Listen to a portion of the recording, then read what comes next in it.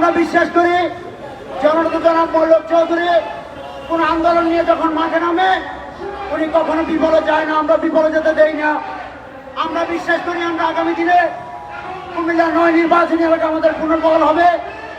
সাবেক কুমিল্লা ৯ নির্বাচনী এলাকা বাংলাদেশ সংসদের ২৫৬ নম্বর সংসদ আমরা ফিরে পাবো। এই আশা এবং প্রত্যাশা নিয়ে সবাইকে সংগ্রামী শুভেচ্ছা জানিয়ে আজকের এই মানববন্ধনকে সাফল্যমণ্ডিত করার জন্য সবাইকে ধন্যবাদ জানিয়ে এখানে বিদায় নিচ্ছি। ধন্যবাদ সবাইকে, আল্লাহ হাফেজ।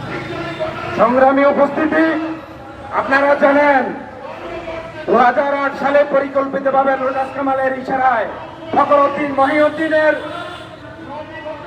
সময়ে মনিরুল চৌধুরীর জনপ্রিয়তাকে ভয় পেয়ে তারা কুমিল্লার সাবেক ৯ নির্বাচনী এলাকা তারা নস্যাৎ করে। আমরা আমাদের আসন ফিরে পেতে চাই। ৮ সাল থেকে ২৪ সাল পর্যন্ত মল্লক প্রতীকে ভয়ে তারা এই আসনকে বিচ্ছিন্ন করেছে। আমরা আমাদের আসনকে ফিরে পেতে চাই। আমাদের নেতাকে আমরা ইনশাল্লাহ জনপ্রিয়তা এই ২০২৪ সালের নির্বাচনে দেখিয়ে দেব তার জনপ্রিয়তা কেমন ছিল।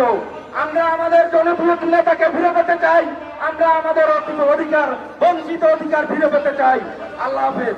আজকে ঢাকাস্থ সদর দক্ষিণ এবং লালমাই উপজেলা কর্তৃক আয়োজিত সাবেক ৯ নির্বাচনী এলাকা পুনর্বহালের দাবিতে এই মানববন্ধনে আমাদের মাঝে প্রধান অতিথি হিসেবে উপস্থিত থাকবেন বাংলাদেশ জাতীয়তাবাদী দল বিএনপির মাননীয় চেয়ারপারসনের সম্মানিত উপদেষ্টা জননেতা জনাব মনিরুল চৌধুরী।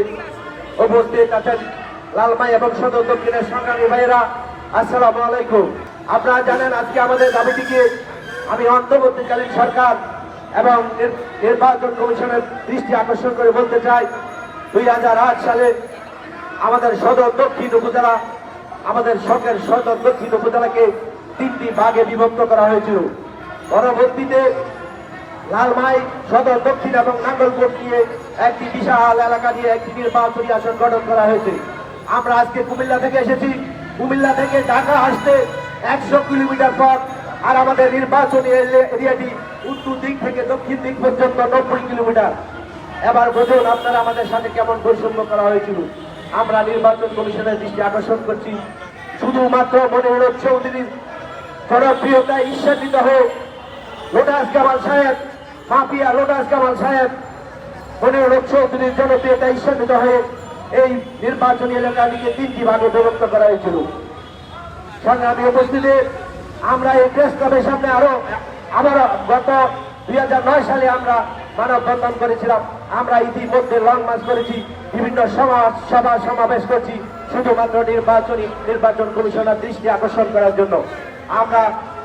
আমরা আশাবাদী আমাদের সেই প্রাণের দাবিটি সাবেক ৯ নির্বাচনী এলাকাটিকে আবারও পুনরুদ্ধার করবেন। না হয় আমরা আরো কঠোর কর্মসূচি দিতে বাধ্য হব। সংগ্রামী উপস্থিতি, যারা কুমিল্লা থেকে এসেছেন, আমি আপনাদেরকে আন্তরিকভাবে ধন্যবাদ জানিয়ে প্রধান নির্বাচন কমিশনার এবং অন্তর্বর্তীকালীন সরকারের কাছে দাবি জানিয়ে আমি আমার সংক্ষিপ্ত বক্তব্য শেষ করছি। আসসালামু আলাইকুম। আমাদের নির্বাচনী এলাকা তিনটি ভাগে বিভক্ত করে সাবেক অর্থমন্ত্রী একজন লুণ্ঠনকারী আমাদের জননেতা আলহাজ মনিরুল চৌধুরীর জনপ্রিয়তা দেখে উনি আমাদের নির্বাচনী এলাকাটি 3টি ভাগে বিভক্ত করছে। আর আমরা এমন এই বিপক্ষে আমরা ইতিমধ্যে সকল ডিপার্টমেন্টের কাছে স্মারকলিপি দিয়েছি। কিছুদিন আগে আমরা একটি মানববন্ধন করেছি।